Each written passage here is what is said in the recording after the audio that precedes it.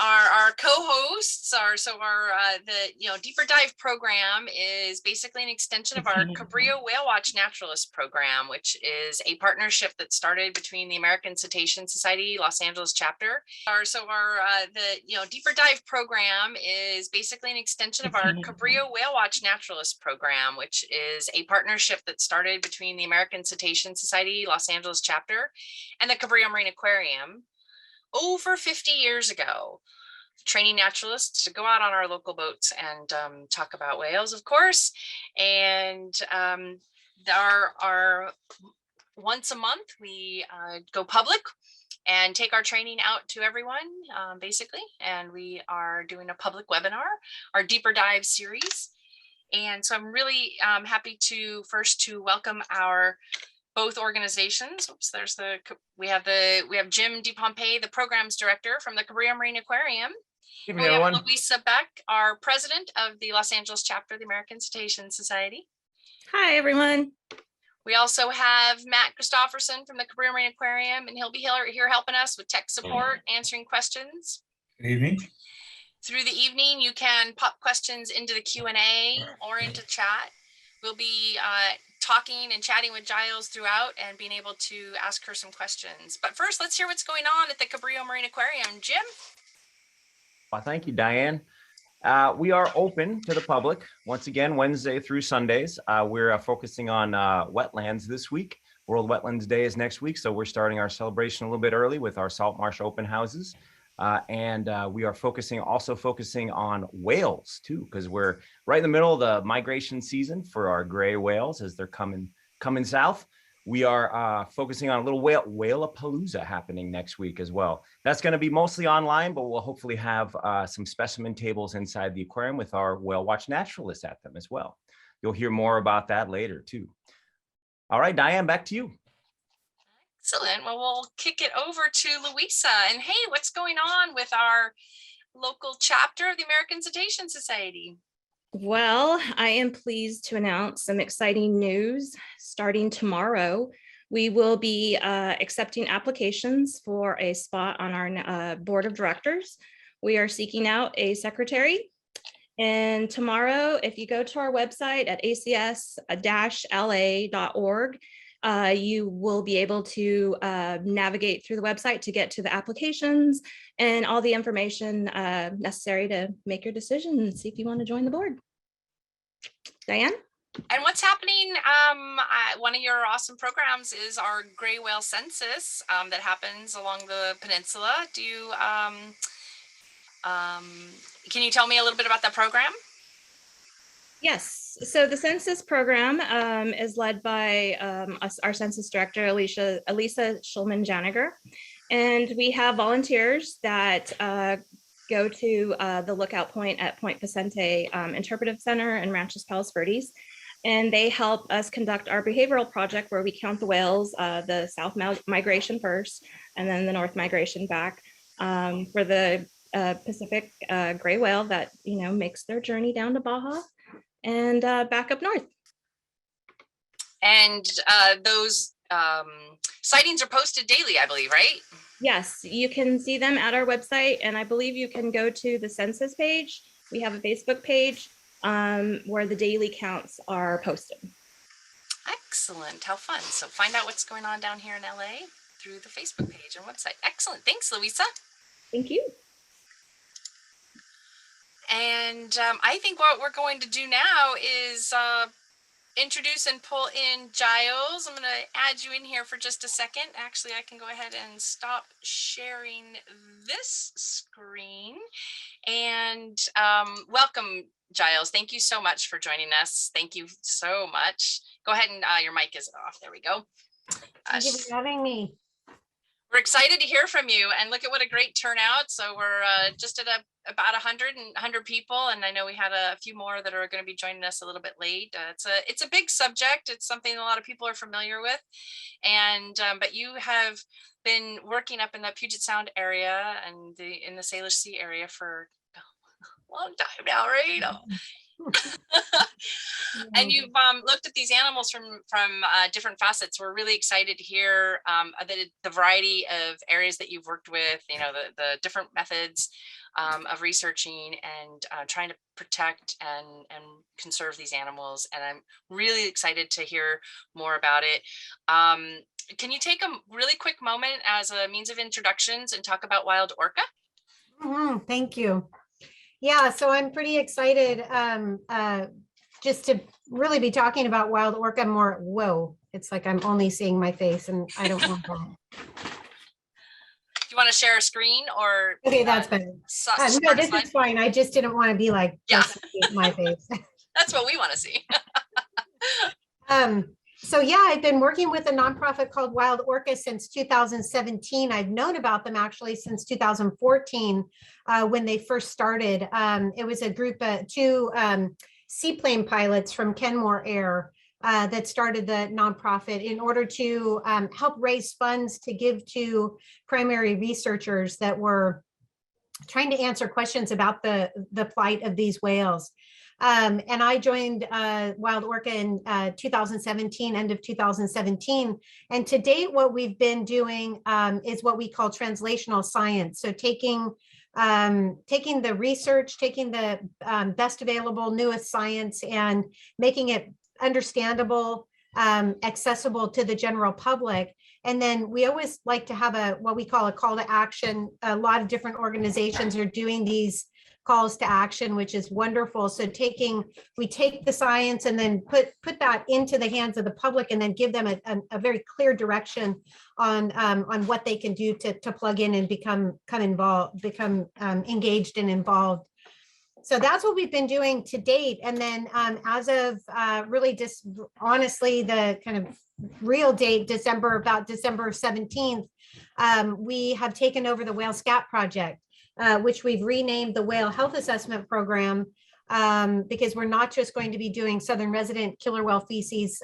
We had broadened it when the program was still with the University of Washington, but we're really purposely focusing now on mostly kind of the hierarchy is southern resident killer whales, Biggs killer whales, you know, the mammal eating killer whales in this region.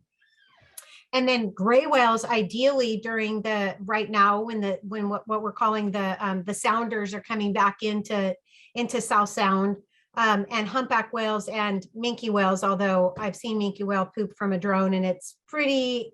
I don't hold out high hope of ever getting a minke whale poop, but if I do, it'll be like gold, real gold, and I'll pass that on to whoever can do something with it. So the idea is then to be taking these fecal samples from all of the different larger cetaceans in the region to be able to ask broader ecosystem-based questions. So we have a lot of confusion about what's happening here in the Salish Sea. Of course, it looks beautiful, but it's not. You know, it's struggling as an ecosystem. It's struggling, and so our hope is to be able to understand the interactions between the large cetaceans and their home when they are in the Salish Sea, and basically what can we do about the situation. So yeah, Wild Orca took that over, and we are I'm literally leaving the island tomorrow to go and look at a potential research boat. Everybody put your strong intentions out there for us that's going to work out well tomorrow. And then as soon as we get that, we'll just be back on the water and collecting samples. And then the other thing that's really different, you know, and I think I'll wait for a little bit to talk about this, how we're changing the program beyond just expanding the species, but how in other ways that we're expanding it when I get down into the PowerPoint a little bit. But yeah, so did you when we had talked, you had said maybe you were kind of interested in some of the other research that I've been doing in the past on southern residents, not scat related. So did you want me to get through that portion of my PowerPoint, or do you want to stop right now and have a chat? I think that would be fantastic. Why don't we start, a little bit, but with how you came to I mean, the STEP part, of course, and EBA and that it's going to be, I'm sure what a lot of people want to hear about and what you're working on now. But, I love how you got here. I think that's fantastic. And some of the other work that you've been doing, but I'll let you take it in whatever order you want to. I'll turn to the attendees really quickly and let you guys know and remind you, do pop your questions into Q&A. We will be doing some short breaks and chatting with Giles and getting those questions in. So part of Deeper Dive is engaging all the attendees, getting you involved via your Q&A and questions in chat. So be sure to continue the conversation and pop those questions in. So I'm going to sign off now and let you take it from here and go ahead and start on the presentation part. Thanks, Giles.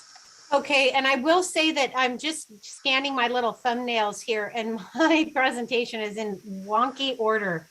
So bear with me and hopefully you won't get seasick as I'm flying through this PowerPoint. I think it'll be fun.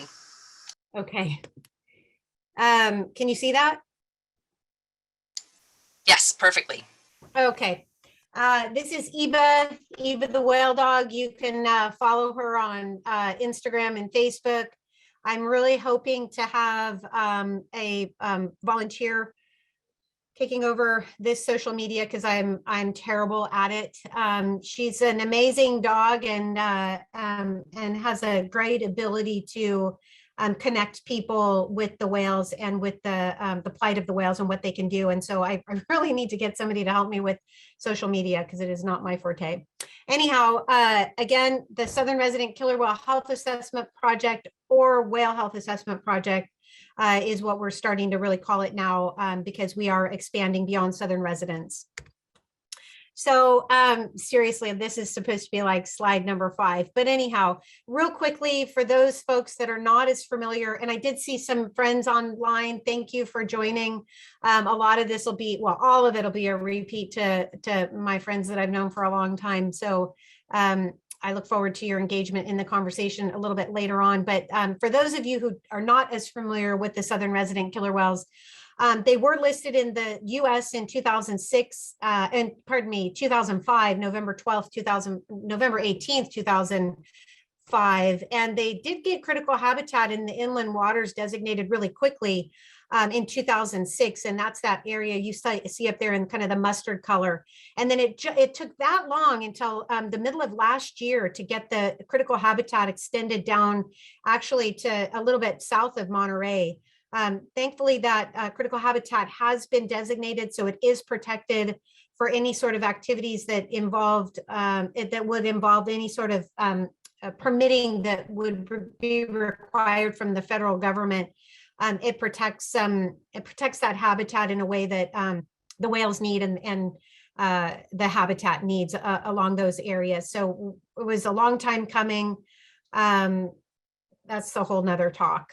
So we are happy to have it all the way, not quite as far down as where a lot of you are, but a large swath of the nearshore habitat throughout the Southern Residence Range is now protected as critical habitat. So I'm just laughing because I don't know what happened to this PowerPoint. I literally looked at it 15 minutes ago. But Southern residents, mainly I love showing these pictures because they just really show the whimsical nature of these individual animals. This is a picture of J2, our oldest female, oldest probably killer whale known on the planet, who died in 2016. This is her rolling around in the kelp beds right off of Limekiln Whale Watch Park on the west side of San Juan Island. We don't really know why they do this. Most likely, my best guess is that it just feels good. And it's just a really lovely thing to see these animals engaging in this activity. They purposely seek out kelp. The whale up there in the top, the little whale up there in the top, that whale was kind of put in this kelp bed by his mom. This was a picture taken back in 2007. And he stayed playing in that kelp bed for about 40 minutes while the rest of his family foraged nearby. Anyway, I love showing these pictures of whales doing behaviors that don't really have anything at all to do with us. They're just out there living their life. And it's just another reason why it's so critical that we understand what's happening with these whales and do whatever we can to try and protect them. These whales are fish eaters. The southern residents are obligate fish eaters, although we do know now that they eat a little bit of squid and some other species of fish besides salmon, but mostly they're salmon eaters, and mostly they're Chinook salmon eaters. And unfortunately, Chinook salmon are the most imperiled salmon as a group. The five species of salmon, there are many different runs of salmon that are on the endangered species list themselves. These are the ones that the whales have co-evolved to eat. And these are fish that would have been massive in the past, but now are fairly small. So it's taking the whales a lot of energy and time to forage for enough fish to get enough nutrients that they each need per day. I'm going to kind of go through some of this fairly fast because I'm really super excited and interested in having the discussion with the folks on the call. These whales are listed, as I mentioned, and so are many runs of the prey that they're looking for. On the Species at Risk Act, actually, I need to change this. The final ruling ended up in 2003, but the process started in 2001 in Canada to get them listed on their equivalent of the endangered species list. And as I mentioned before, in November of 2005, they were listed in the US. With prey the decline in prey quality and quantity, mostly Chinook salmon, vessel presence and associated noise, vessels of all types, sizes. You can see this large deep sea shipping container ship with J27 crossing the path. By far, this is probably the most deleterious vessel type because of the noise signature that they give off. So basically what we say is if you can see one of these boats, one of these large ships in the distance, it's loud enough, potentially loud enough to mask the whale's ability to echolocate and find food. And then the exposure to toxicants, so different chemicals, man-made chemicals, making their way up the food chain and into the bodies of these whales and humans. So by far, we know from many different avenues of research that including our own fecal sample analysis, that the lack of prey is the biggest problem for this population of animals. Without enough food to eat, they are metabolizing their fat stores, circulating those toxicants, which makes them feel ill, makes them more susceptible to disease. And then the vessel presence, especially these, as I mentioned, these large ships that mask their ability to find their food, all work synergistically in a negative way to impact these whales. But if they had enough to eat, if there were enough fish out there for these whales to find, the other two or more threats to this population would be significantly diminished. I hate and love showing this picture. I love it because it really paints the true picture of what happened, what the problem is. This is sockeye salmon at the turn of the last century, but the same thing happened with all species of salmon, and most targeted towards the largest of the salmon, the Chinook salmon. So these are men that are in this cannery, just thousands and thousands and thousands of fish waiting to be canned. And we just completely over harvested so many different runs of salmon through time. We continue to do so in some regions and at some times of the year. And now I feel like just recently in the last couple of years, fisheries management is starting to, I guess, kind of blow open a little bit in that more and more people are getting engaged and becoming educated about fisheries management issues and starting to lend their voice for the salmon and for the whale's sake. So the whales co-evolved with these massive salmon that would have been 60, 70, 80 pounds. The ones there in the lighter picture are over 100 pounds. And really, this is why you can have such a large animal like a killer whale that only eats fish, is because fish used to be highly nutritious and massive. So 2 or 3 or 4 of these a day would be plenty enough for even a large male killer whale to not only get enough to eat, not just enough to survive, but to really thrive. And they're now, fish now in Washington state are between 12 and 15 pounds. which is a lot of foraging that these whales have to do in order to get the caloric content that they need per day to stay alive.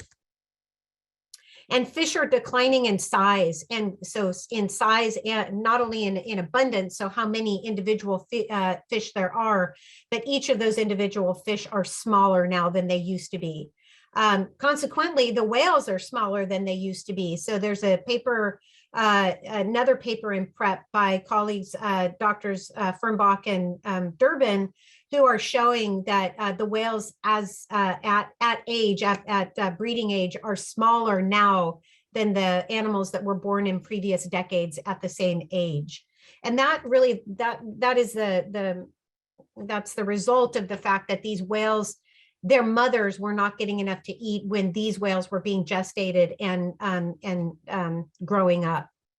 We see the same thing in human populations. When people don't have enough to eat, they don't grow as big as their potential.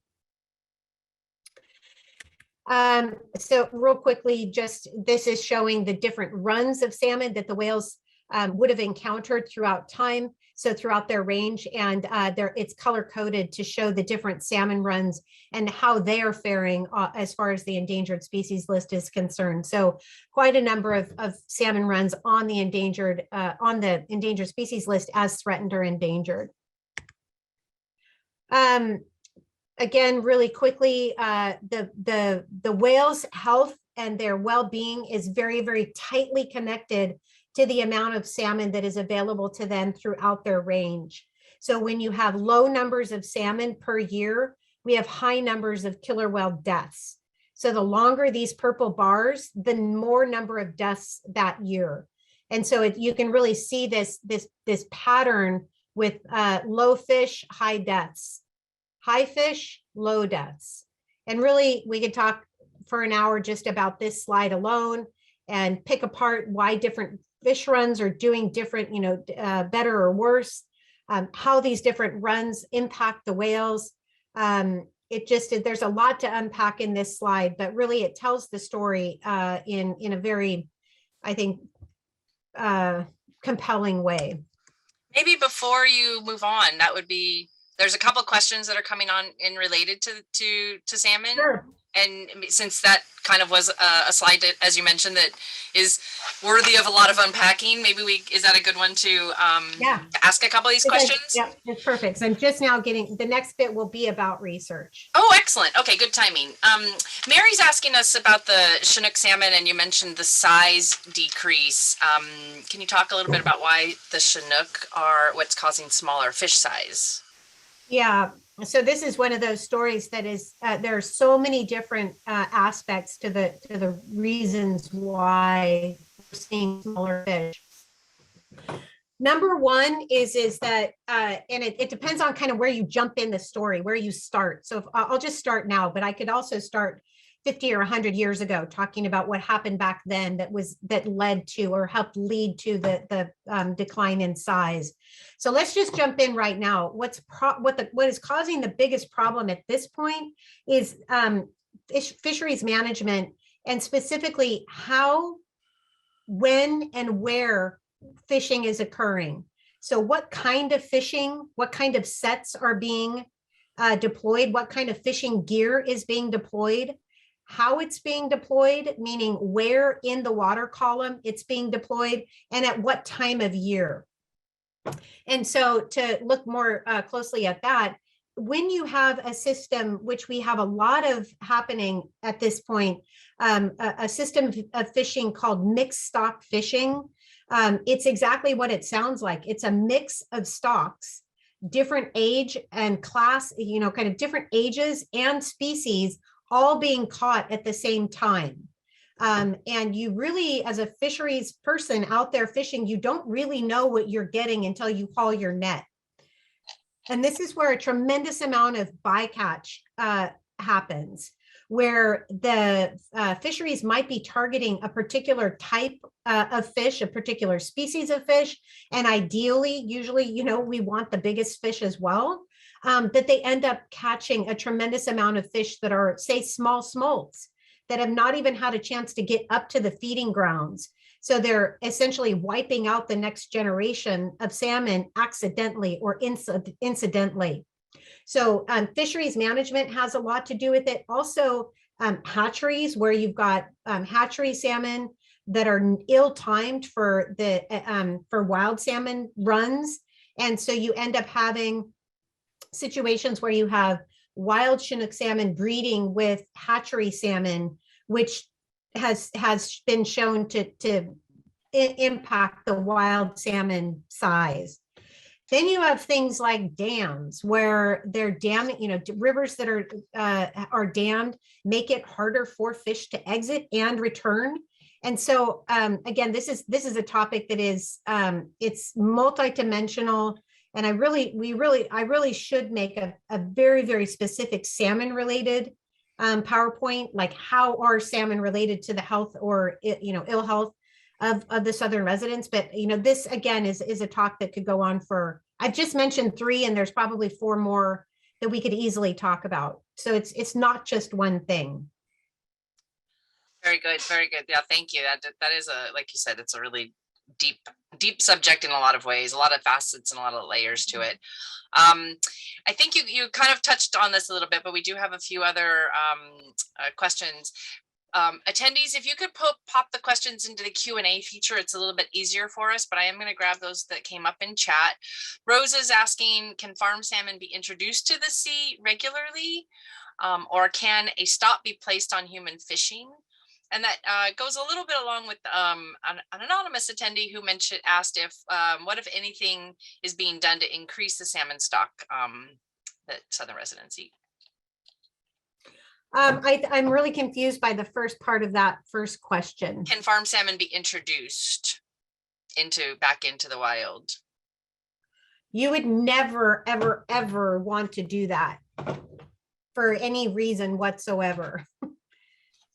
So it can be, and we had a catastrophic situation with that happening here in Puget Sound, where Atlantic farmed salmon were accidentally released by a net failure. So non-native salmon released into this region that is the home of still, struggling, but still very viable stocks of wild Chinook salmon. And so that's a very, I hope that never happens. I think the point is that, what you touched on, and Armand mentioned it in one of their comments in chat here, but the idea is that the farm salmon isn't a native salmon. It's typically an Atlantic salmon, right? So that would cause a big part of the problem. So I think, Rose, to answer your question, it's not that they're farming native salmon in that area, so you wouldn't ever want to release them for numerous reasons. And it seems to me also, go ahead. I think what Rose might be trying to get at is, are we considering, or we humans, are we considering growing salmon to feed whales? So yes, the answer to that is yes. In fact, I was just on a call, and maybe Erin Gless, who's on the call as well, was on this chat today too. She might be able to pipe in. Can people talk? Can I see people or?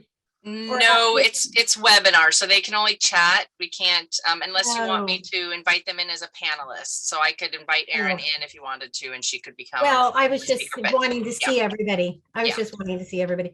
Yeah. So in the chat today, they talked, the Canadian, this was by the Canadian government, and they talked about increasing hatchery salmon, which are different than farmed salmon.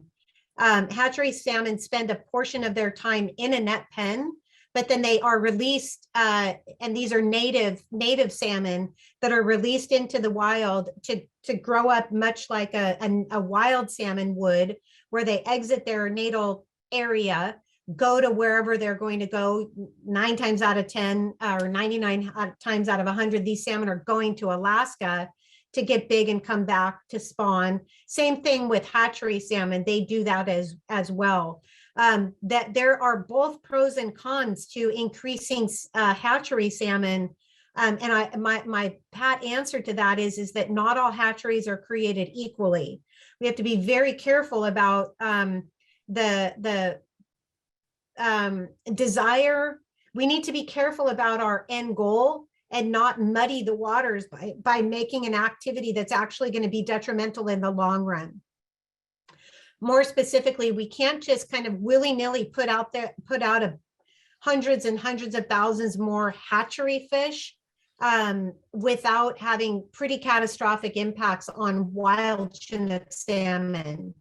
And yes, I will say that I do believe that right now we are not losing more southern resident killer whales than we already are because we have hatchery salmon available to them. But in the long run, ideally, the goal would be to have enough wild Chinook salmon or wild salmon in order to sustain the tribes that rely on them, fishermen that rely on them, and the southern resident killer whales that are the original harvesters of Pacific salmon, and as such should have first crack at them, in my opinion. The idea is to have enough wild Chinook salmon so that all of those different user groups have access to them. Yeah, along those lines, and commercial fisheries obviously is a big consumer of it, and as are people who eat it. And we're always challenged with that. Eat fish, it's healthy, it's a healthy meat, it's a lean meat. And but I think now more than ever we have to ask, and we should always ask, where our fish comes from. And we should never eat farmed salmon, but we should also now be watching to be sure what our source is on wild caught salmon, because we should try to reduce the fish that we're consuming from the Pacific Northwest, right? Well, and let me just pop in there too. So most people, if I was to ask you, what wild Chinook salmon should we be eating? What would the answer be? I don't know my salmon well enough to know. Yeah. Is it Chinooks only up there? So probably none. Well, just like, yeah. So consumers are often told to eat wild caught Alaskan Chinook salmon. Okay. Because as I say, that was some marketing genius's idea of selling a lot of salmon. 97% of salmon that get caught in Alaska that get that stamp of approval saying that it's Alaskan caught wild Chinook salmon or Alaskan caught salmon. So in the consumer's brain, they think, oh, that's a good thing to be eating because isn't Alaska a sustainably harvested salmon runs? 97% of the salmon caught in Alaska is non-native to Alaska. Those are the runs that are from BC, Canada, Washington, and Oregon. And the majority of those fish are on the endangered species list to some degree. And so the consumer is not safe by saying, and the Monterey Bay Sea Watch card just recently addressed this, I think, by not putting kind of the stamp of approval on Alaskan caught wild Chinook salmon, because you can't tell what salmon that is, what river that salmon is from, unless you do genetics on it. And that's not happening. The only way that you know that you're getting a salmon that is sustainably harvested is if the price range, quite frankly, is probably beyond the means of most of us. So Chinook salmon that is from the Copper River, which to date is a fairly well-run salmon river, well-managed salmon runs. Copper River Chinook salmon in 2021 was $79.99 a pound. Wow. And right next to it in the ice, this was at Pike Place Market, and right next to it in the ice was salmon for $29.95 a pound, which is still outside of the range of a lot of people. But if you're a consumer and you're there standing in front of that ice, those iced salmon, you're going to go, gosh, that Copper River looks really amazing, but I can't afford $80 a pound. I'm going to buy that $30 a pound salmon or that $14 a pound salmon. And they all say Alaskan caught wild Chinook salmon. The only difference is that one has a river name attached to it.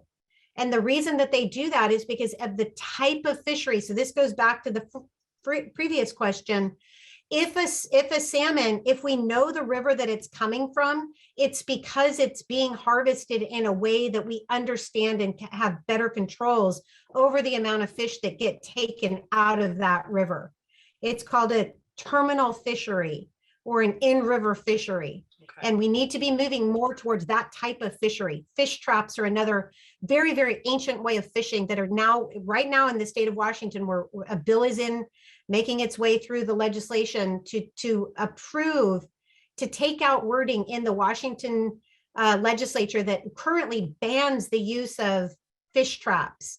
And that's the way that we all, I mean, this is another political thing because it brings in a lot of different components, but yeah, again, Diane, I'm sorry. It's like we haven't even gotten to the rest of the talk, but truly, this is the talk that I always want to have, because this is the talk that really gets down to the nitty gritty of what is causing the decline of the southern resident killer whales and what we can do as individuals to change their plight.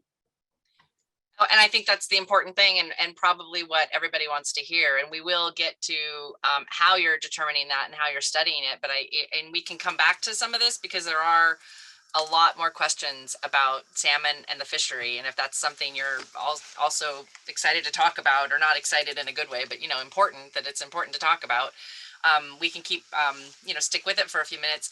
I do want to mention that Erin Glass did chime in. She said, you nailed it. Hatcheries are a Band-Aid, but the goal must be wild fish recovery and finding the balance of how to keep the southern resident killer whales alive with some supplemental fish, but not harm wild stocks is the challenge.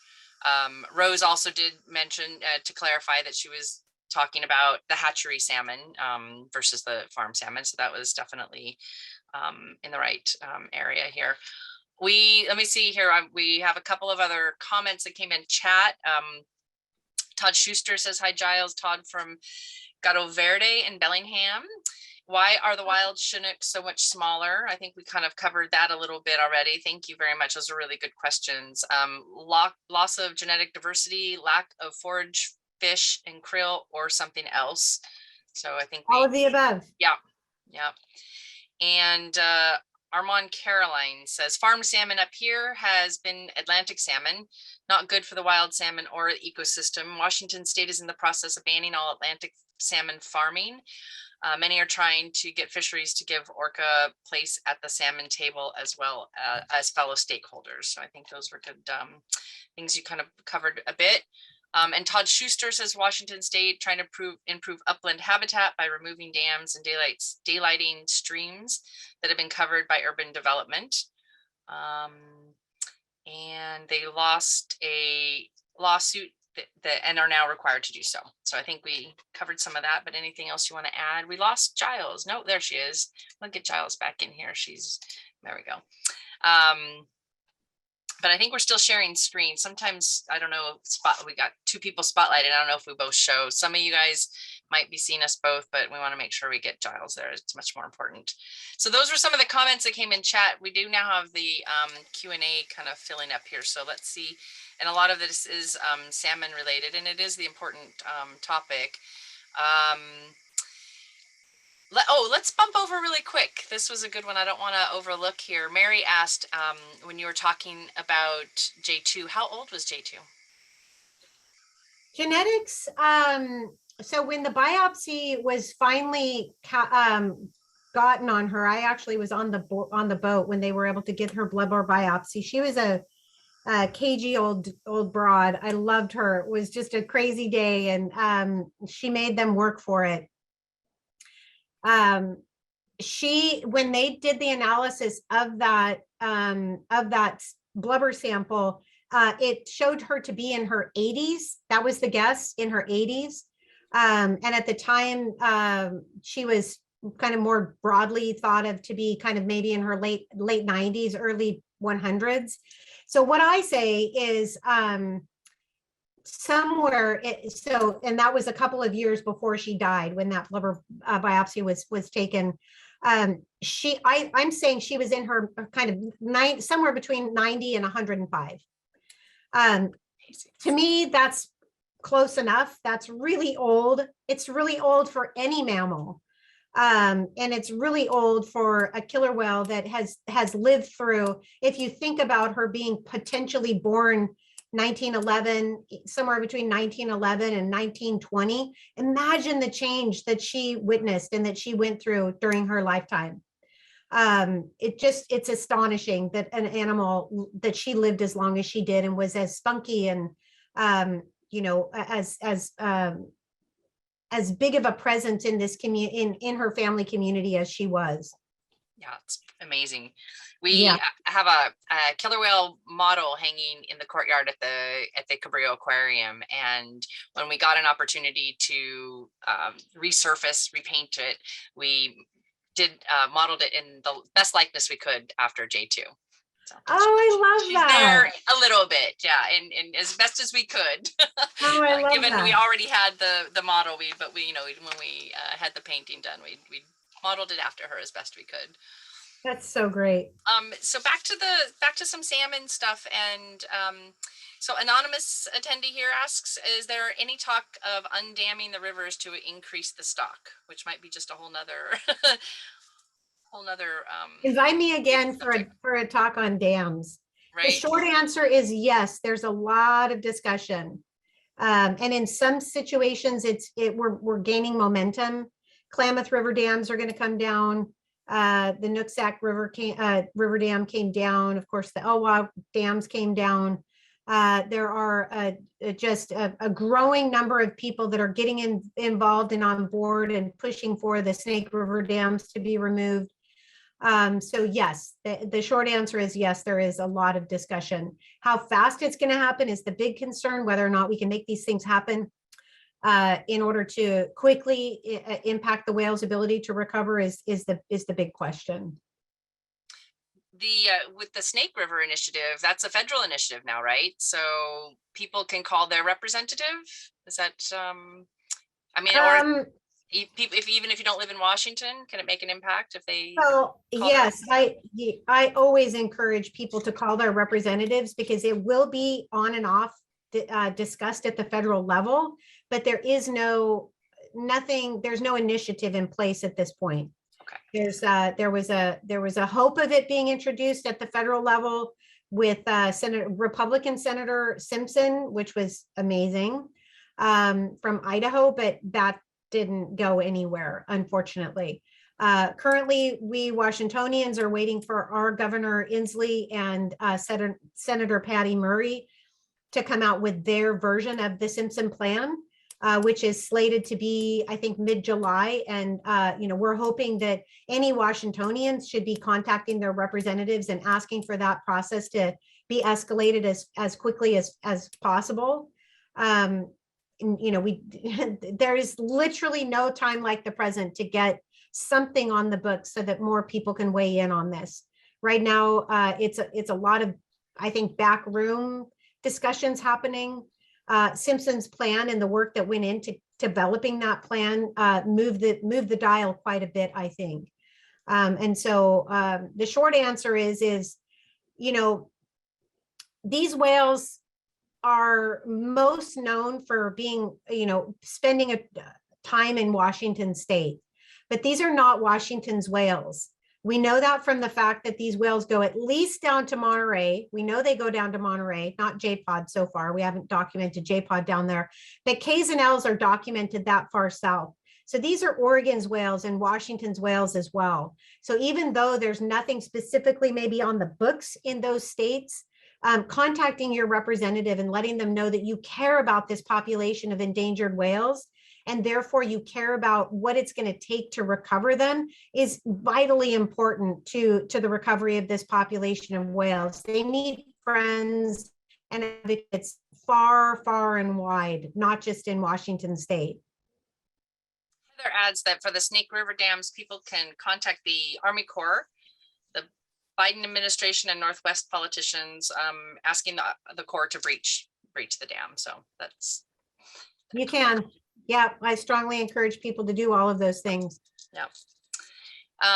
Excellent. That's a really important topic. So thank you very much for bringing us up to date on that. Let's see, there were a couple other here. What about the role of pinnipeds? Are they really also impacting, and maybe they need to be added to the list of your consumers of salmon, but is that also having a detrimental impact on the salmon populations? Dante is asking. Hey, Dante. So with pinnipeds, it's interesting story. And I always think about the world before we messed it up as much as we did. Pinnipeds co-evolved in regions along with whales, fish-eating killer whales, along with salmon runs, since before humans started impacting and harvesting salmon. We have created situations in a lot of areas that make it very easy for pinnipeds to get food, to get fish, to find fish and take advantage of the fish that are there. And so I think we need to be very conscious of that, try and find ways to diminish the predation of fish by pinnipeds in those regions, those man-made places, pinch points, if you will. I'm not convinced that they're the problem. They are part of the situation, but we're the ones that have taken the bulk of the fish out of the water. We're the ones that have continued to degrade the habitat in a way that makes fish recovery and fish, growing fish very difficult. And so for me, the jury is still out as to how much of an impact, or how much of the blame, I guess. I'm not saying that pinnipeds don't have an impact, but I don't think that they're the ones that cause this problem.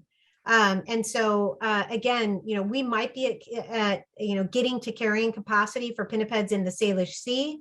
And as a result of that, we've got an incredibly healthy Biggs killer whale or mammal-eating killer whale population that's really become the resident of the ecotypes in these waters. We see Biggs killer whales or mammal-eating killer whales far more often than we see fish eaters now.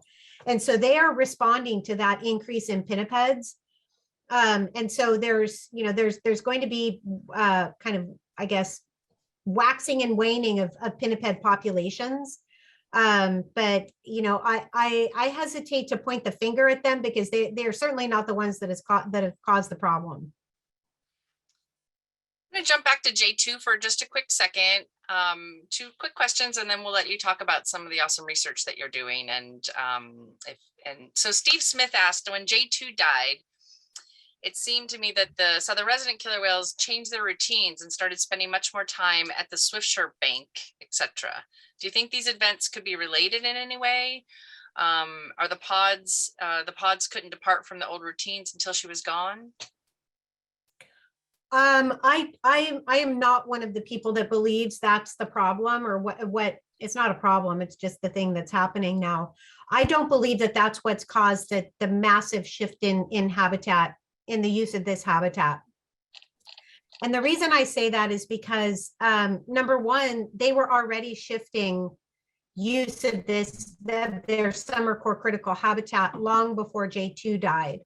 2013 marked the first year on record in which the whales were here in the inland waters less than half the amount of time that they had been in previous years. I believe that the change in habitat use is 99% associated with the lack of prey here. They are animals like us. They're mammals like humans are. Killer whales are mammals like we are, in which they have to eat every day in order to maintain optimal health. They are not mammals like gray whales or humpback whales that are evolved to go long periods of time without eating. And so what we are seeing is that the whales are responding to their prey base. The food just isn't here. And when when there is food here, the whales come in, or let me put it this way, based on the past, when fish would have been coming in different bursts of fish, as they do for different timing, the whales come in and check out the area, and they just don't stay. If there were fish here, they would stay. So I'm not saying that the loss of J2 as the matriarch of the southern resident killer whale clan, so one clan that are combined or connected by their dialect, and then the different pods, J pod, K pod, and L pod within that one clan, each of those pods has their own unique dialect, but they share common calls amongst each other, among the 3 pods. I'm not saying that, and J2 is widely thought to be, had been the matriarch of all of the whales. I mean, I saw it myself sometimes when she hit her tail on the water. Everybody would come to her side. I don't care if you were an L pod whale or a K pod whale or a J pod whale, everybody was right there with her going up the channel she wanted to go up.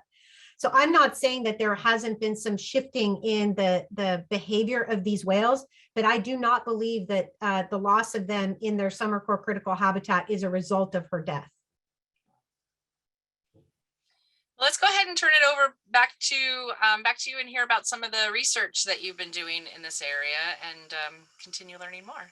Okay. Thank you. So I'll try and go. How much time do we have?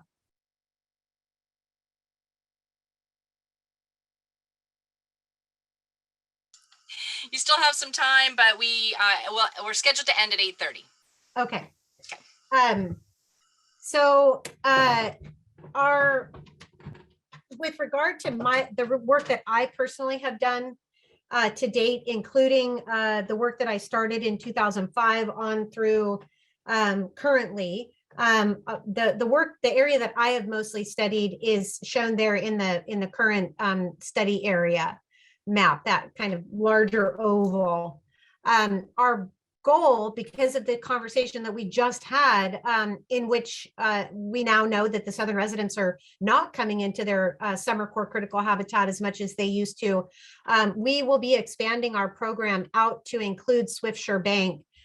Based on today's conversation with regard to restrictions that might be going into place out there, I have to think about that going forward, but it is very, very clear from many years now of study that the whales are spending a disproportionate amount of time out here at this area, kind of right where my cursor is, called Swiftsure Bank.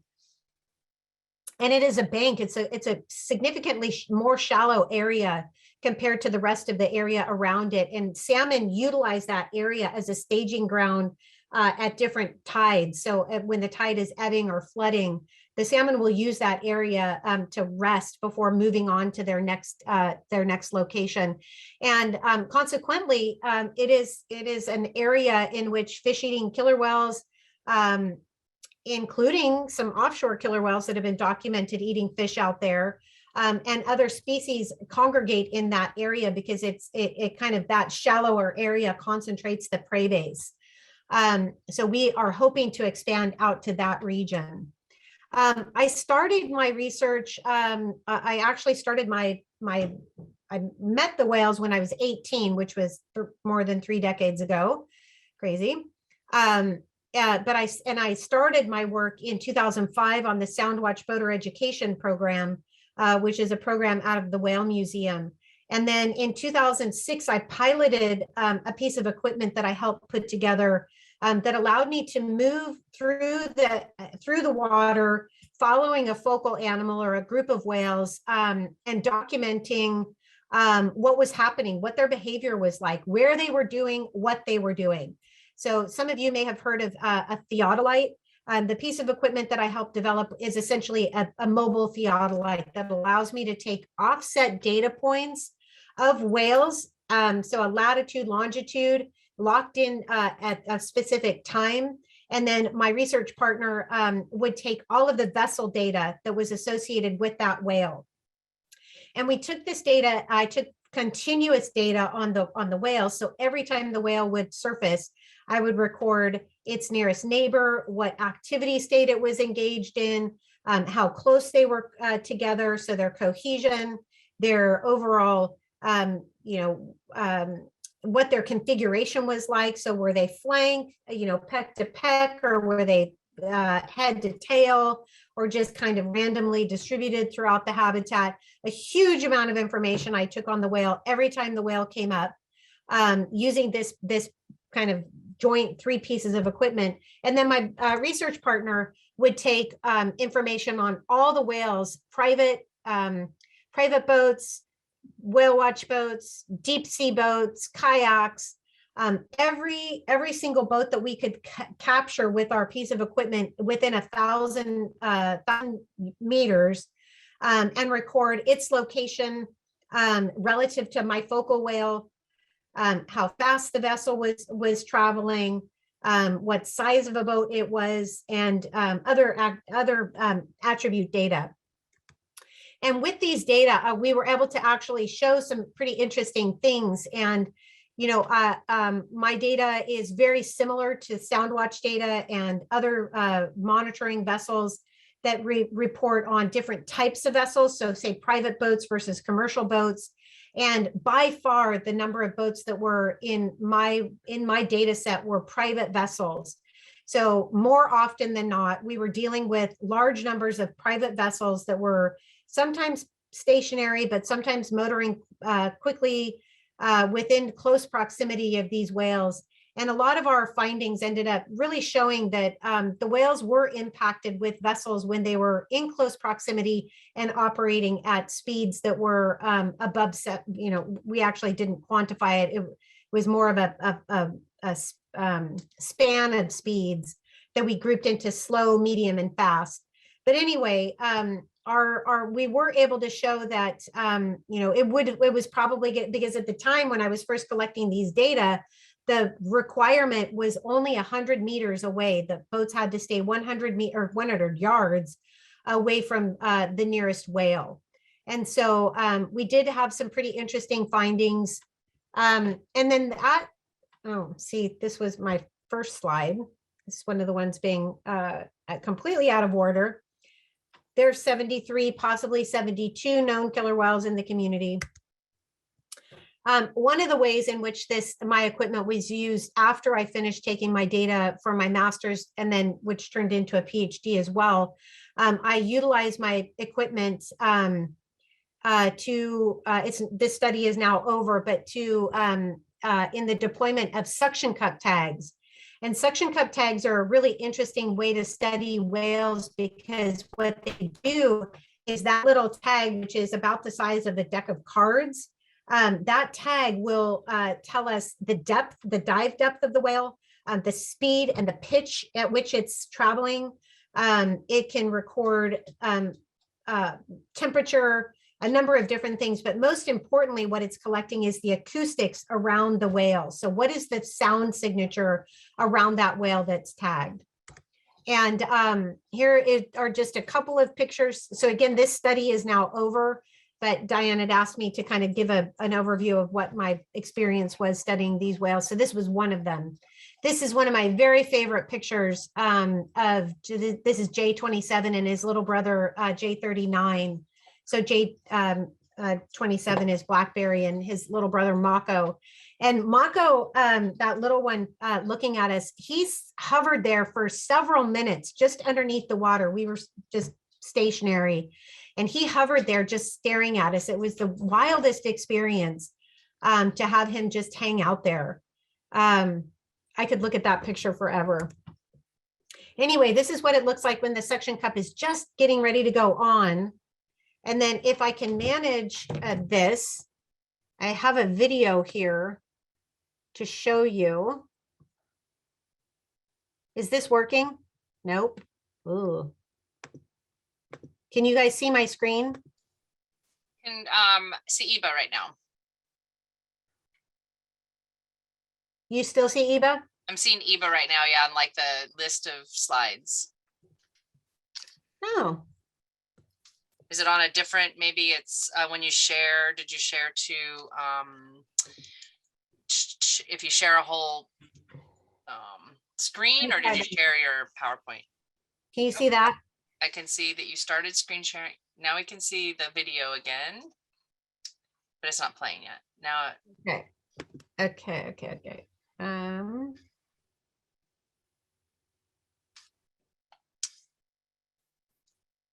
Rose posted a link. Is that a video that's online?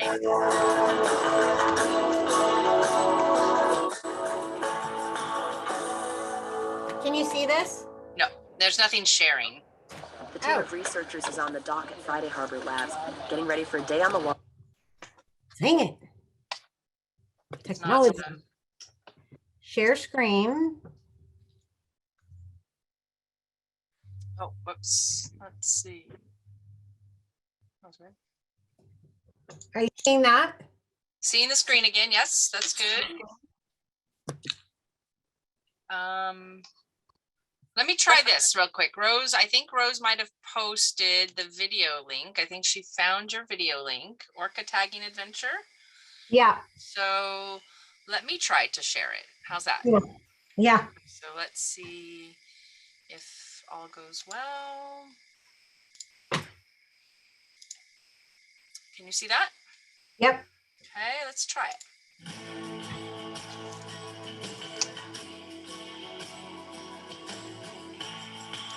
Can you biggerize it? Is it not That's good. it's showing everything's good? Yeah, you can maximize it Oh. underneath that box. Yeah. Oh, no, that's that. I think it might be max. Oh, it was maximized. Yeah. Okay, sorry. And you guys can see it and everything's good, right? Okay, here we go. The team of researchers is on the dock at Friday Harbor Labs, getting ready for a day on the water tracking orcas. That's Brad Hansen with the National Oceanic and Atmospheric Administration. Yeah, we just got a report that the whale.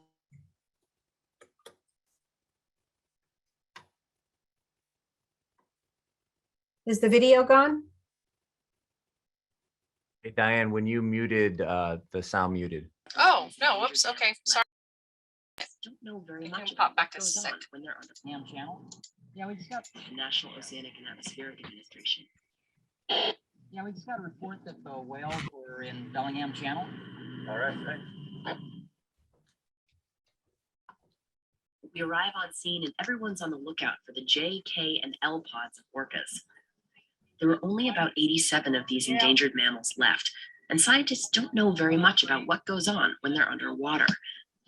The hope of this team of researchers is to gain access to that secret world, to better understand how the foraging and behavior patterns of these whales might be affected by things like vessel traffic. And to do that, they've got a secret weapon. It's called a D-tag. It's not really a weapon, of course. Those are suction cups on the bottom, and they help it stick on to the back of a whale. Once it's attached, it will record audio and how the whale moves through the water column. That's Jeff Hogan on the bow. He's got a GoPro attached to a long pole with the D-tag at the end, and he's the guy that's got to get that thing stuck on the back of a moving orca. This is his footage from the GoPro. You can see we come up on a pod of killer whales. And it's a fine dance getting close up next to them so you can put one of these things on. You have to move parallel. The boat has to move parallel to the whales as they're moving and match their speed so as not to disturb them.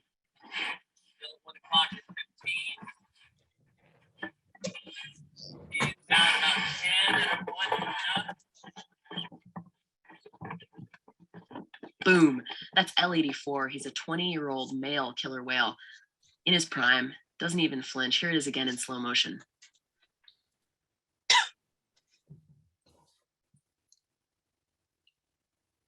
They've taken hours to do this in the past, and luckily this morning when I was out with them, they got a tag on in a matter of minutes after arriving on scene. Now the team settles in to follow L84 over the next 6 or 7 hours while the tag's on recording. Deb Giles is in the bow. She's holding what's called a laser rangefinder that syncs up with L84's tag every time he surfaces. She's also marking down the presence of boats. Oh, he's so nice. Good whale. When the team gets back on land, they'll sync up the data from the D-tag with the records of the boats that were nearby during the course of the dive.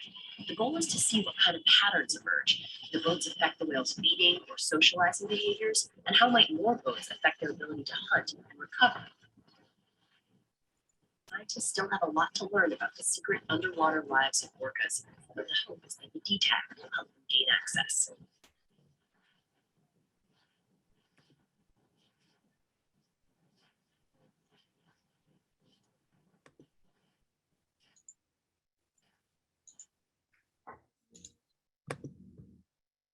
Well, thanks to Rose for popping the popping that link. Can you see my screen again? Yes. Okay, yeah, thanks, Rose. So this study, I have mixed feelings about this study. This is considered non-invasive research. We did this research for 8 years, and it has yielded a tremendous amount of information as far as what the experience underwater is for these animals. My favorite part of this study is that it's really highlighted a lot of information about diving and prey capture about these whales. This study is, well, we can talk more about it going forward if there are questions about it, but it is a study that is over now. And so, yeah, it'll be interesting to see what information has come out of the last couple of tags, which were purposely designed, or not designed, but put on at night to see what kind of experience the whales have at night. This is a picture of us working with you can see the tag on that whale closest to us.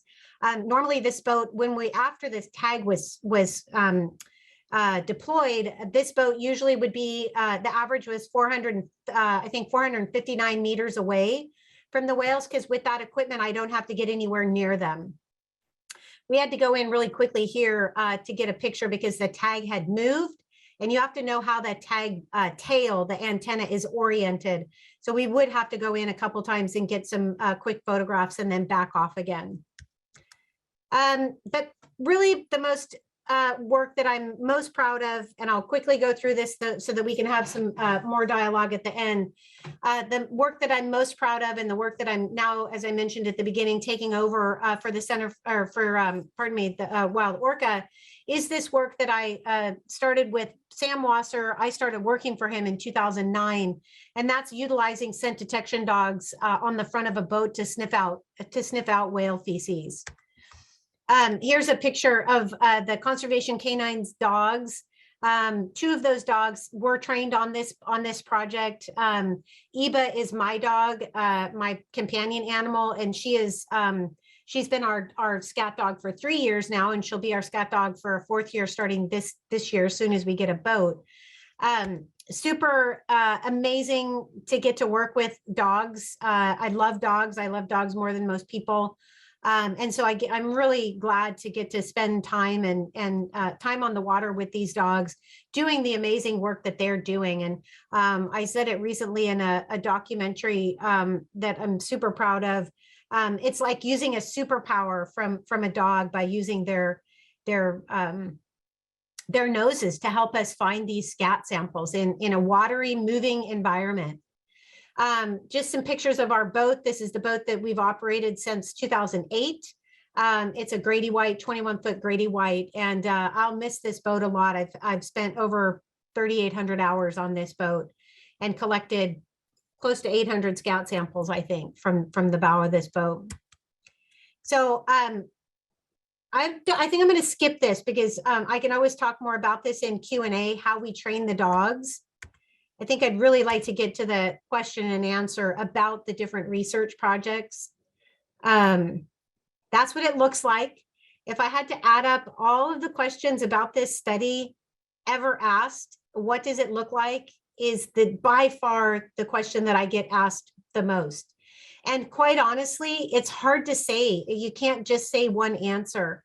We used to get these really beautiful, large scat samples like this on a regular basis, and it's not that common now to get such large samples. Unfortunately, they're just not getting enough to eat. So the scat sample can be tiny, like this little bit right here, or maybe down here. Thankfully, just a tiny amount will yield a lot of the answers that we ask of it in the lab. We need about 2 mils to answer most of the questions that we have. But of course, having more scat sample that we can collect means that we can A, share it with colleagues, and B, most importantly, is have extra around the house and in the freezer to train our dog with, to keep her skills high. So scat samples can tell us so much.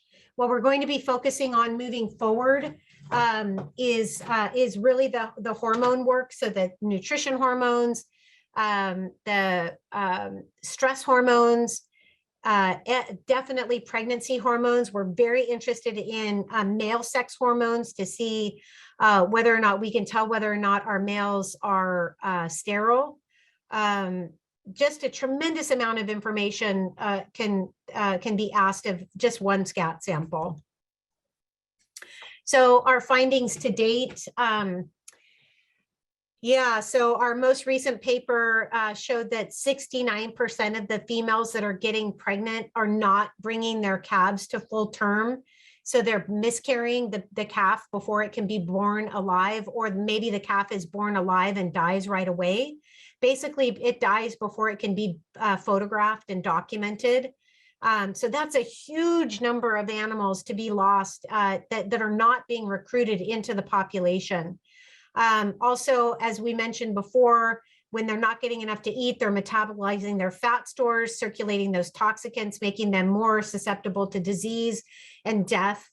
And stress hormones, again, with the lack of prey, stressors from all kinds of different things associated with what these whales are going through have a potential to impact them in a negative way.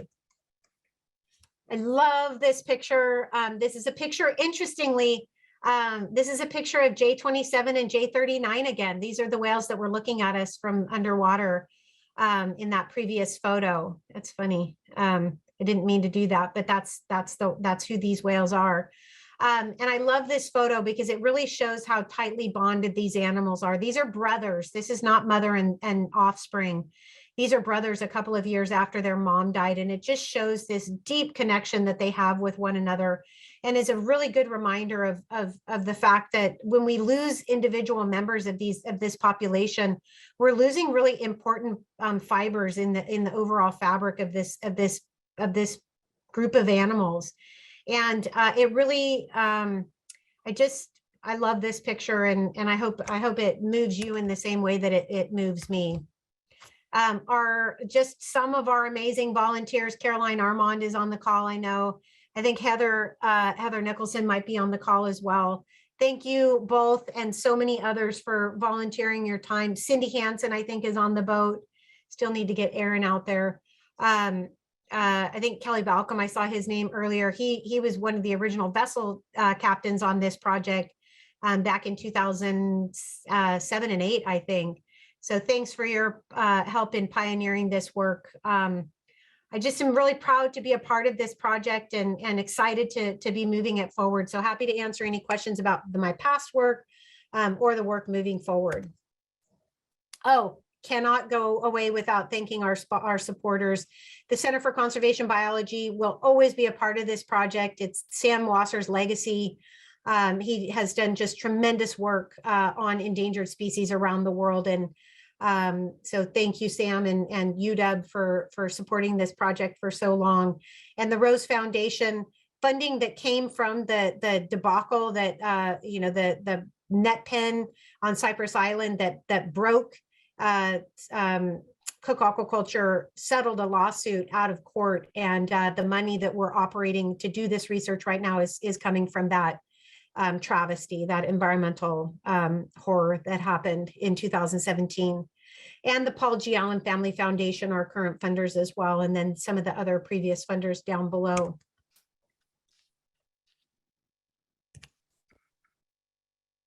That's awesome.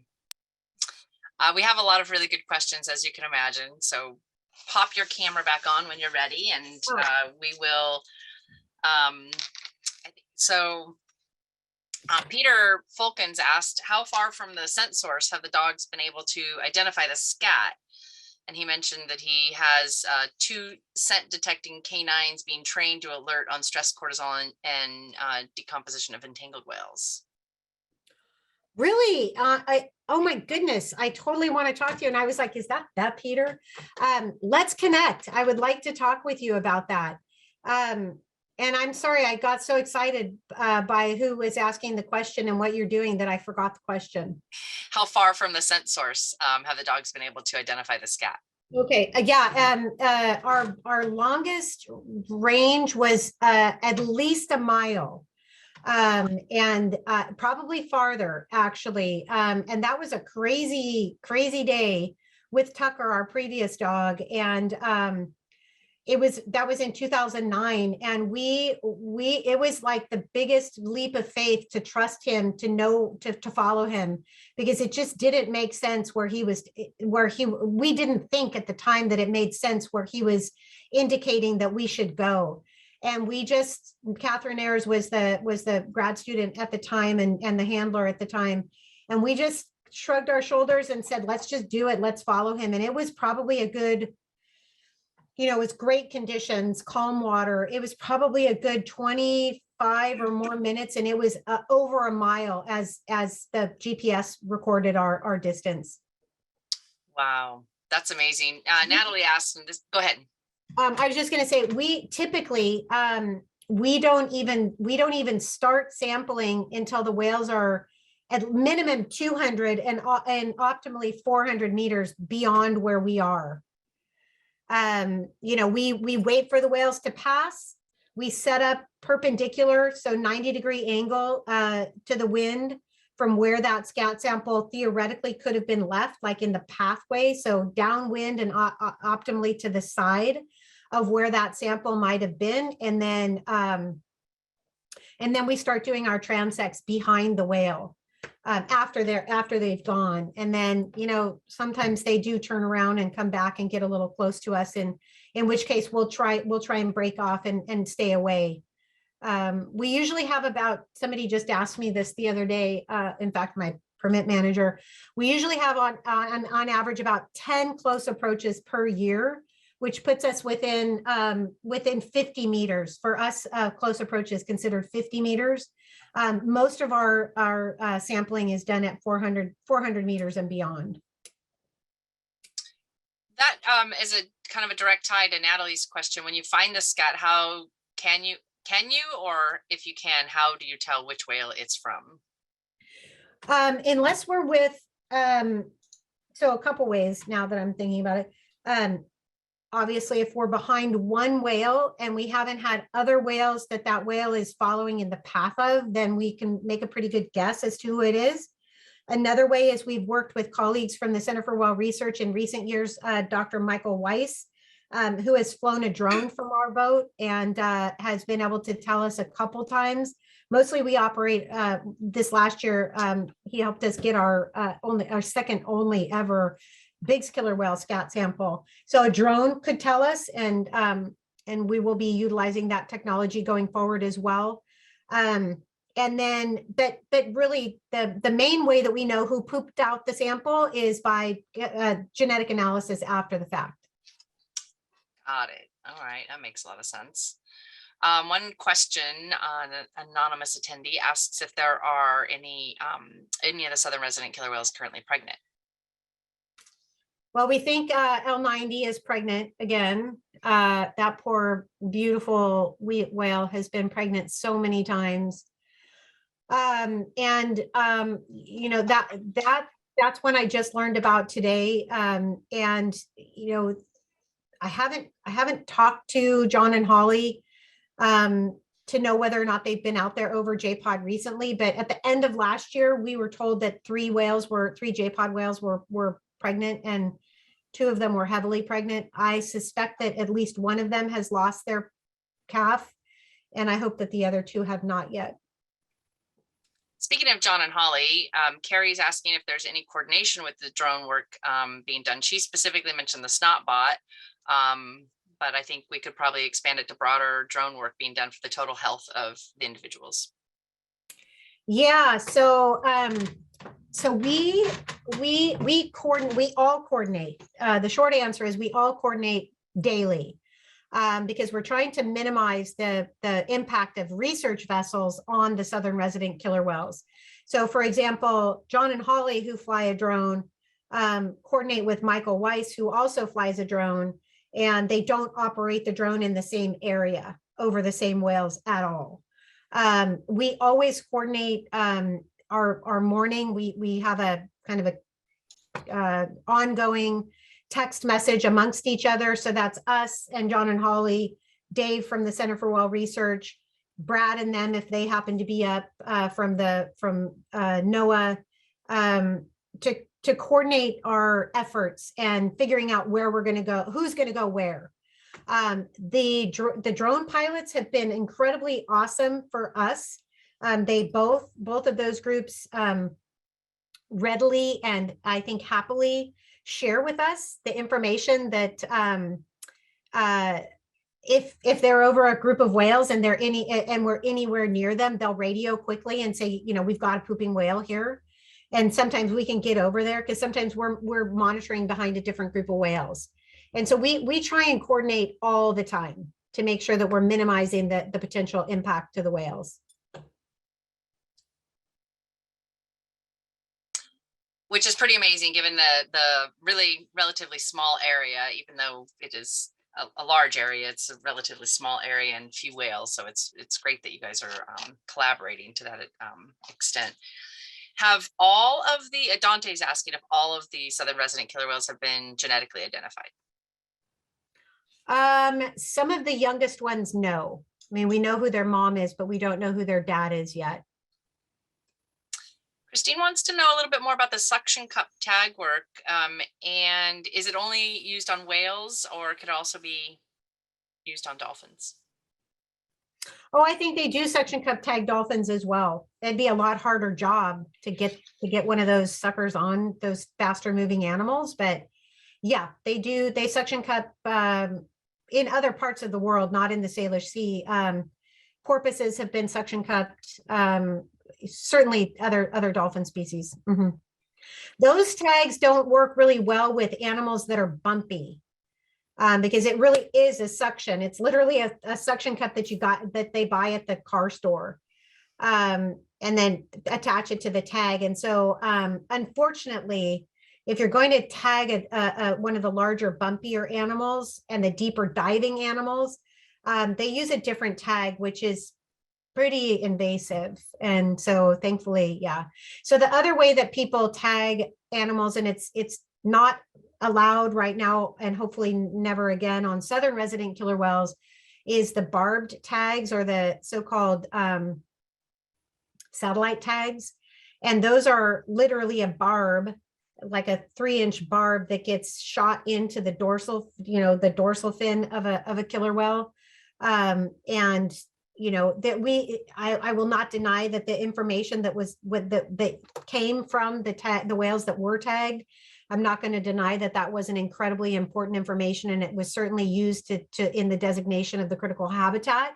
But the population of southern residents is so small and so imperiled, we cannot risk the loss of another southern residents, because we did lose one of the beloved young male whales, Nigel L95, because of a bad tag.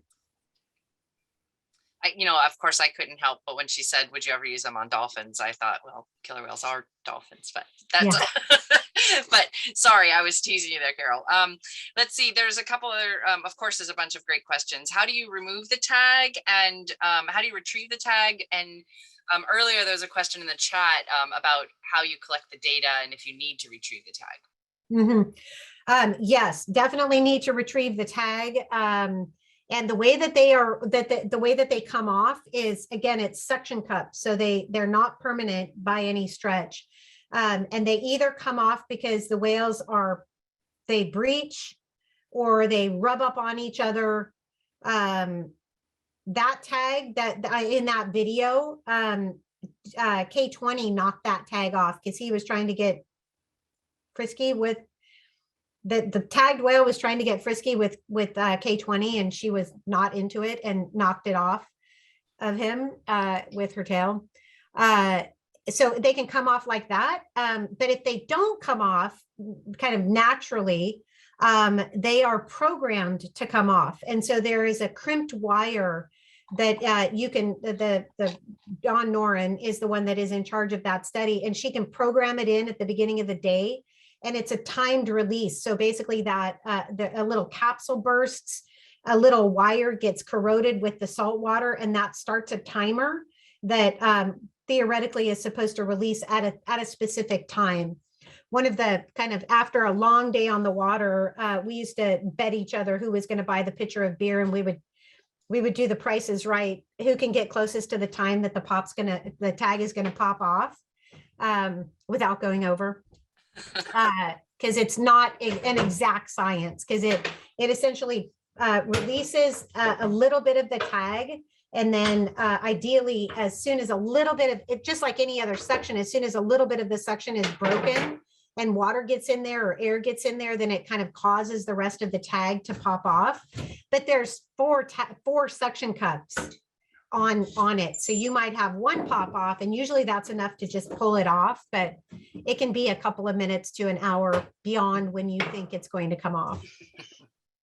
It's not always, yeah, it's not an exact time frame. Yeah, so we would time them to come off like an hour before sunset.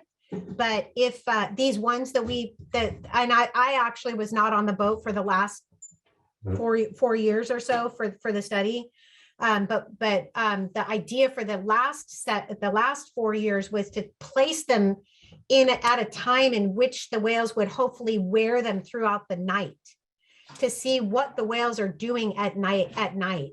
And so those ones were very hard to find, but they're equipped with a pinger, basically, that you use an old school receiver to pick up the noise of the tag. And so sometimes that entails Brad Hansen going over to Orcas Island, taking the ferry over there, or a small boat, going in a car up to the top of Mount Constitution and waving the receiver at that high point. And in the last 2 years, we've relied on our colleagues from Canada to help us in Canadian waters, because in both years, US boats were not allowed to go into Canadian waters, and that's where the tag was.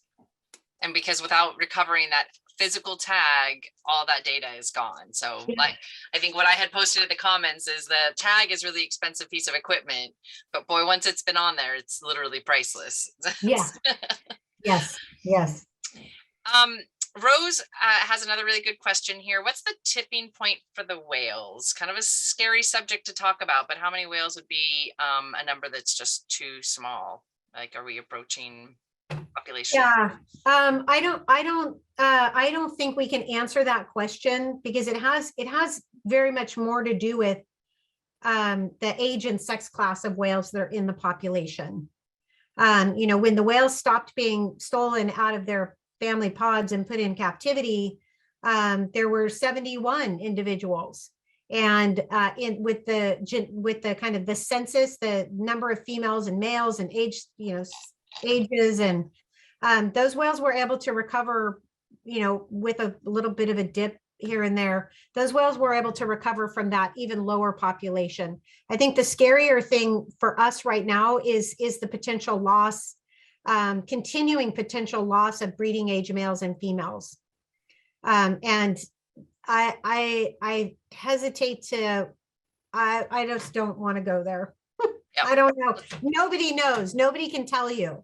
I could wager a guess, but I choose not to think about that particular question, because they're not giving up. So I'm not going to give up. Absolutely. All we need are a couple of mating pairs, right? Well, no, that's actually not it. Unfortunately, these whales get pregnant a lot. Yeah, exactly. And what we need is a tremendous amount more food for them to be able to harvest and carry their calves to term. Yeah. We still have 12 questions. I think we could keep you on here for another hour, but we are approaching 8:30. And I wanted to ask you one question, and it came up in the chat or Q&A as well. Do you have thoughts or want to touch briefly on, now, as you mentioned, the transients, the bigs are much more prevalent. Now there's humpbacks with regular frequency, and I guess a fin whale cruising around, not to mention the other, rare oddities like a beluga in the Salish Sea. But, so is there an idea of why we're seeing more species? You talked about the transients and pursuing perhaps the pinnipeds. Colin's asking if the increasing number of humpbacks are having an impact on the salmon. Are they eating the young, their young fry or smolts, or is that also detrimental to our salmon population? So I think overall, it's probably a balance. The whales, certainly the humpbacks that are coming into the area, I don't believe they're targeting salmon smolt. They might get some, kind of vicariously in a mouthful of other things, but these whales are eating krill. We know from the fecal samples that we're seeing, they're eating krill and, so-called bait fish. So your, small schooling fish. I think that the amount of poop that the whales are pooping out is probably actually a very, very beneficial thing for the Salish Sea. So they're adding the nitrogen, they're adding the other nutrients from the so-called whale pump, and probably benefiting the Salish Sea more than they potentially are harming by taking out that lower, large numbers of that lower levels of the food web. That's one of the questions we want to ask, though. That's kind of, we're trying to understand that those interactions, those kind of multivariate interactions within the ecosystem. But I personally think that the benefit is ultimately going to outweigh any sort of deficit that they might be causing to the lower part of the food chain. So most of the other questions have to do with salmon and the rivers and dams that we were talking about earlier. And I think Tamara here I think this is the last question. What's the call to action?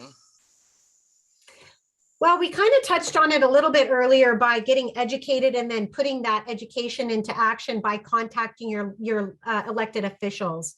Another thing that people can do is really, truly, and honestly, getting out there and getting your hands dirty and your feet wet. Go out and do beach cleanups. Find people. I see Whitney's on here. Thank you for your work, Whitney Negebauer, doing Whale Scout. She's got an incredible program up in this region where she puts people in contact with the earth by, asking them to plant trees for whales. Surely there's places up and down the West Coast that are doing the same thing. We really, really, really need to be engaging in that very fundamental, basic way with our habitats. It's a great way to fall in love with your region. And knowing that, you might not live on a salmon river that's going to feed southern resident killer whales, but whatever activities you're doing in a very tangible, real way like that is having positive benefits. Learn everything you can and pass on that knowledge.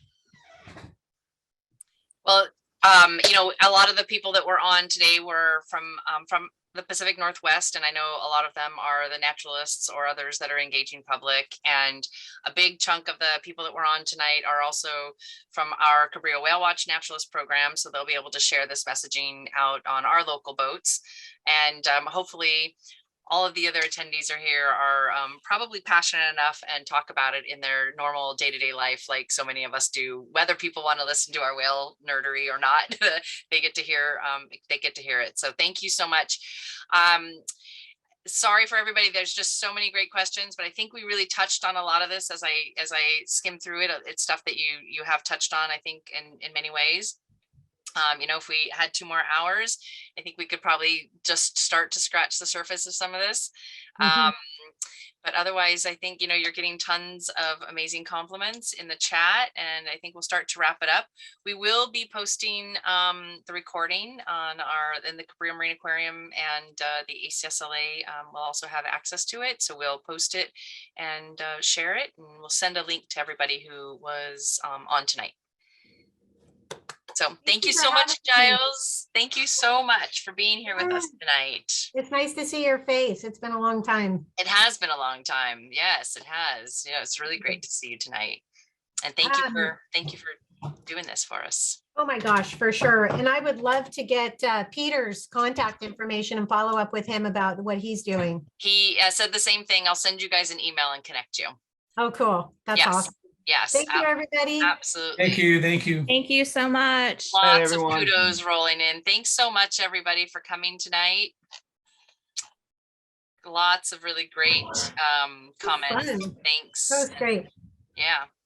So many good questions, but I think we kind of touched on a lot of this. I don't know if you, there's anything you want to scroll through the Q&A really quickly and see if there's anything we could maybe send out in an email, but I think we covered a lot of it. Yeah. I think, yeah, I yeah. mean, honestly, Only so much we can.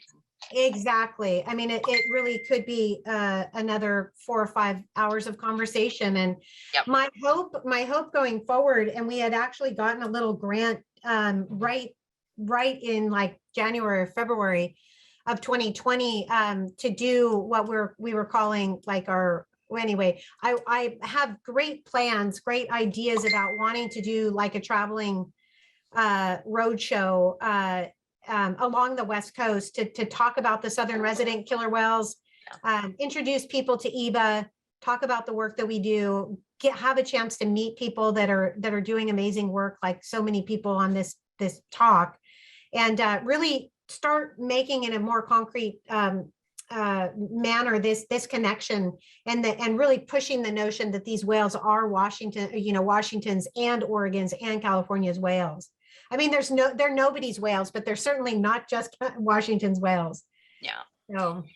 Yeah, I mean, they're definitely, that's where they're seen and that's where they're connected. But yeah, they do make their way down into California. They do make their way along the Oregon coast. I think that's really great. And they don't make their way down to Los Angeles. But if you make that part of if you dip down here, we'd love to host you and show you around and have you meet some of our people. And it would be great to connect you with our locals. Awesome. Yeah. I love that you guys are still connected. I mean, and that's when you and I were first, when we first met, we were talking about the Soundwatch program quite a bit. And yeah, you've always been, I think that's one of the things and I talked with Aaron about this quite a bit as well, is everybody's, working together. And I know there's also, obviously, especially in commercial whale watch, there's bound to be competition and that sort of thing. But I think it's a one valued resource and everybody is working towards protecting that same goal. So. It does feel like it more and more that, and I unfortunately, I think it's because the whales' plight is so front and center now. There's just no denying it. I think that people are starting to come around to figuring out how we can all work together. Certainly the research community has done that already. We'll continue to do that. The PWWA has been amazing. They've been amazing partners for the researchers. And they've really stepped up to be, I think, a voice of knowledge for people in state and federal government.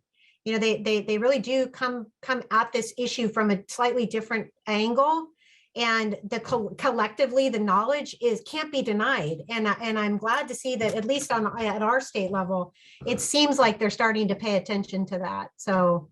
I hope I will continue to push for collaborative work and where we're all pushing in the same direction for the same cause. Well, I look forward to seeing you again sometime in the near future, and dinner on me for sure, and we'll catch up some more. Sounds great. Good Thank you, you, everybody. Giles. Thank you so much.